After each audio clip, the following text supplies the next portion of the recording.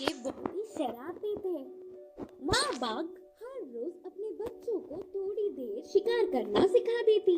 छोटे छोटे जानवरों का कैसे शिकार किया जाता है करके दिखाती थी। ऐसे पूरे दिन जंगल में घूमकर शाम को अपने गुफा में पहुँच जाते। एक दिन माँ बाघ अपने बच्चों को साथ लेके शिकार के लिए चल पड़ी। कुछ दूर जाने के बाद वे सब एक पेड़ के नीचे रहकर दूर के उन पेड़ों को देखते हुए माँ बाघ ने बच्चों से कहा, वो देखो, उन पेड़ों के पीछे से एक हिरन रहती है। वह खाने के लिए बाहर आएगी। उस हिरन को देखते ही तुम में से किसी एक को उस पर कूदकर हमला करना होगा। माँ, मैं जाऊंगा, मैं हमला करूंगा, बोलते हुए उत्साह से छोटी बाघ ने चिल्लाया। अच्छा ठीक है बेटा, तू ही पहले कूद उस पर, माँ बाघ ने कहा। ऐसे वे बहुत देर तक इंतजार करते रहे।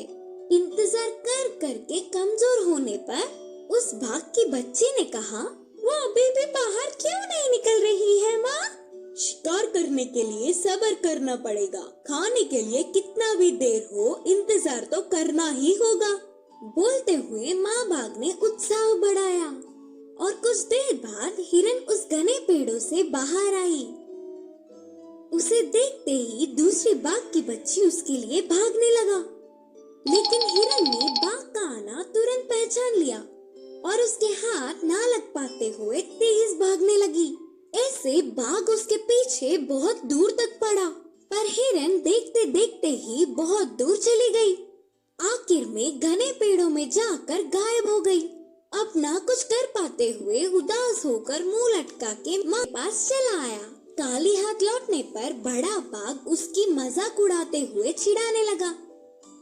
उसके भाई के भी चिढ़ाने पर वह बाघ की बच्ची ने कहा, माँ, शायद मुझे शिकार करना ही नहीं आता। देखो ना, मैं उस छोटी सी हिरन को भी नहीं पकड़ पाया।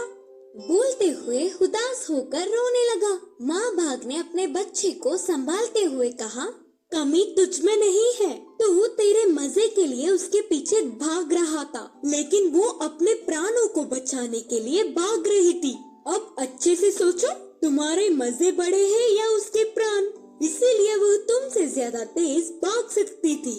एक बार अगर तेरा पेट भूख से तड़प रहा हो ना, तो तुम ऐसे कितने भी हिरनों का शिकार कर सकते हो। माँ के बातों से बच्चों ने सच जान लिया। फिर शाम ढलने पर वे सब अपने गुफा के लिए निकल पड़े।